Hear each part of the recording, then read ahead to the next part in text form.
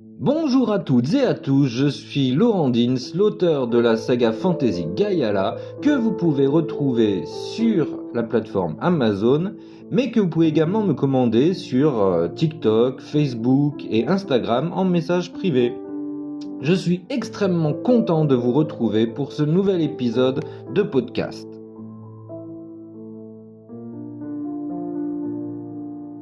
Aujourd'hui, j'aimerais te proposer quelque chose d'un peu différent. On va parler d'un objet que tu connais par cœur, un objet que tu regardes peut-être plusieurs dizaines de fois par jour, un objet si banal qu'on a fini par ne plus vraiment le voir. La montre.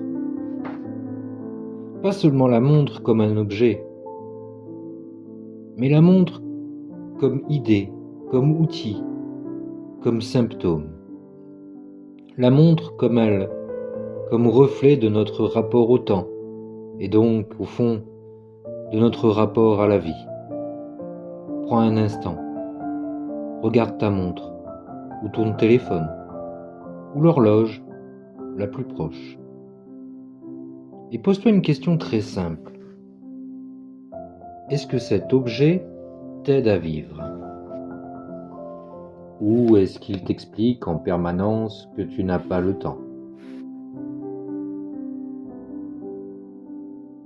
Avant les montres, avant les horloges, avant les cadrans, le temps n'était pas mesuré, il était ressenti.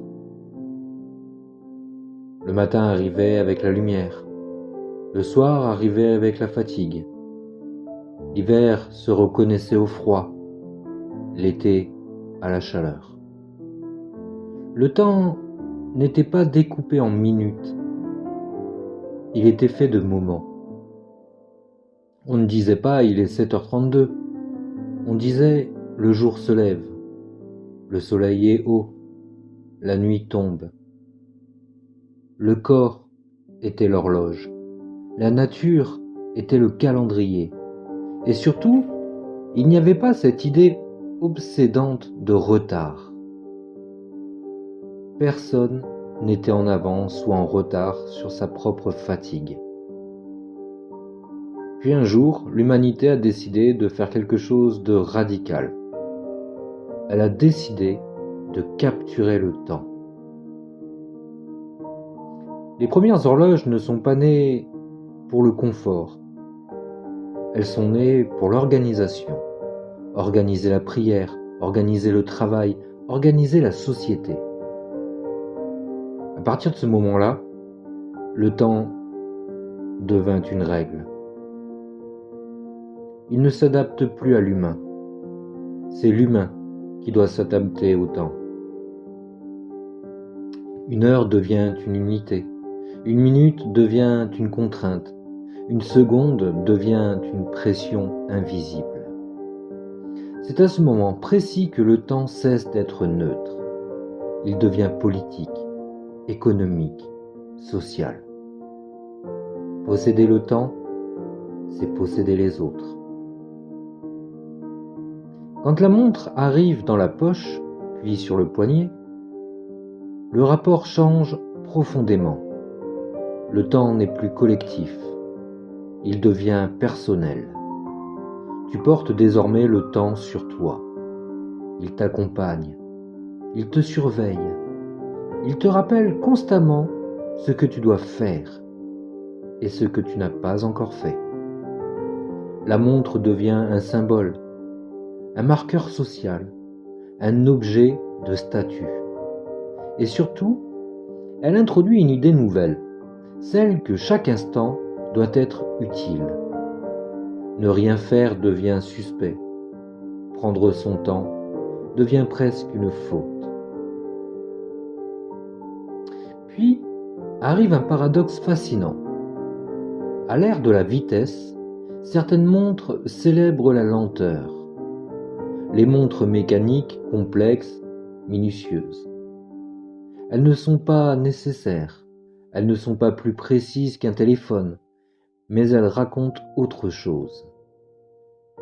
Elles racontent le geste, le temps long, la patience.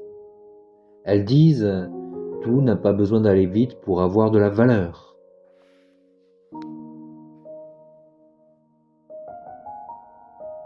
Puis tout bascule. La montre ne se contente plus de mesurer le temps. Elle commence à te mesurer toi, ton cœur, ton sommeil, ton stress, tes mouvements, ton attention. Elle ne dit plus seulement l'heure, elle te donne des injonctions.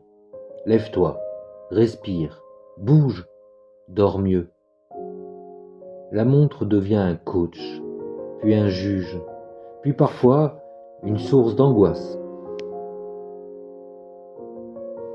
Nous n'avons jamais eu autant d'outils pour gagner du temps. Et pourtant, nous avons l'impression d'en manquer constamment. Nous optimisons tout, nous planifions tout, nous mesurons tout. Mais avons-nous encore du temps pour ressentir le temps?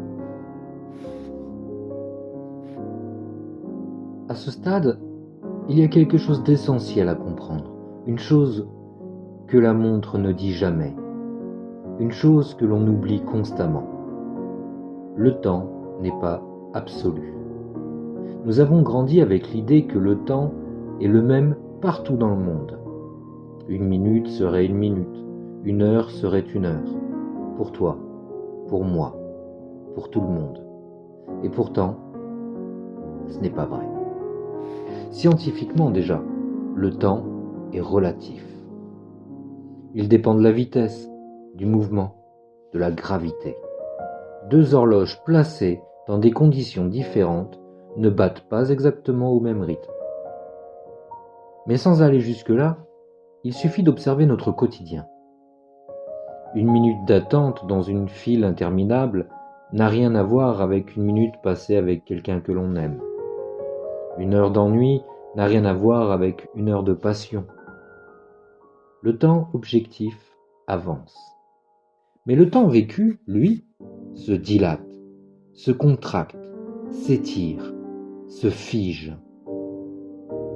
Et pourtant, nos montres continuent de nous imposer un temps uniforme, un temps qui ne tient aucun compte de notre état intérieur.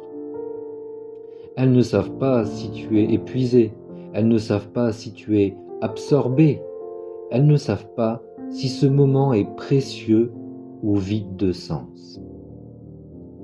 Elles comptent, elles additionnent, elles découpent, mais elles ne ressentent rien. C'est peut-être là la grande tension moderne. Nous vivons un temps subjectif, dans un monde qui nous impose un temps standardisé. Et plus nous essayons de rentrer dans ce cadre, plus nous avons l'impression que le temps nous échappe. Les montres de demain ne seront peut-être plus visibles. Elles seront intégrées, silencieuses, contextuelles. Peut-être qu'elles apprendront à se taire, à disparaître quand nous en avons besoin. Le vrai progrès ne serait pas de mesurer mieux le temps,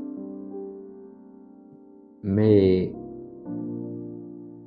ne serait-ce pas en réalité de le rendre plus humain? Et maintenant, quelque chose est en train de changer.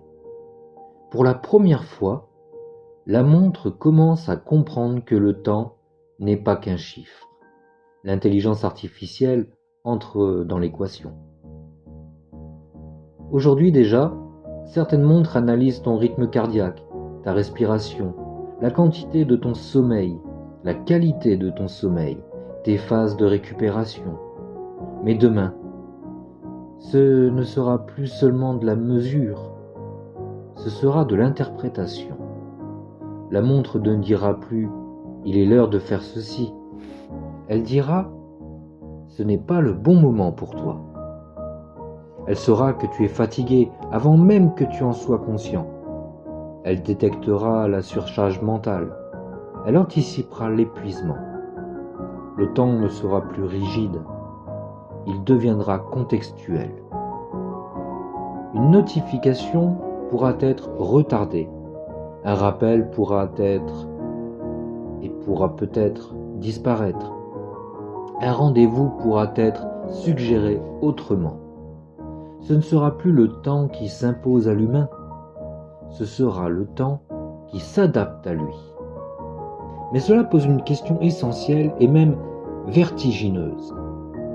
Si une intelligence artificielle commence à décider quand tu dois agir, quand tu dois ralentir, quand tu dois t'arrêter, alors qui contrôle vraiment ton temps?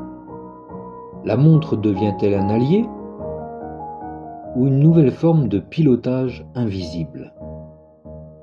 Le danger n'est pas technologique, il est philosophique. Car déléguer la gestion du temps, c'est déléguer une partie de sa liberté. La montre de demain ne sera peut-être incroyablement intelligente, mais elle ne devra jamais oublier une chose essentielle. Le temps n'est pas une donnée, c'est une expérience. Aucune intelligence artificielle ne pourra jamais décider ce qui compte vraiment pour toi. La vraie révolution ne viendra pas d'une montre plus précise, ni d'une montre plus connectée, ni même d'une montre plus intelligente. Elle viendra du moment où nous accepterons que tout le temps n'a pas la même valeur, que ralentir n'est pas perdre, que ne rien faire peut être essentiel, que certains instants méritent d'échapper à toute mesure. La montre peut t'aider, mais elle ne doit jamais décider à ta place de ce qui mérite ton temps. Car au fond, le luxe ultime de demain ne sera pas le contrôle du temps. Ce sera le choix conscient de la manière dont on le vit. La montre n'est pas ton ennemi, mais elle n'est pas neutre. Elle reflète ce que tu attends du temps et ce que le temps attend de toi. La vraie question n'est pas « quelle heure est-il ?» Non, la vraie question est « est-ce que ce moment m'appartient ?»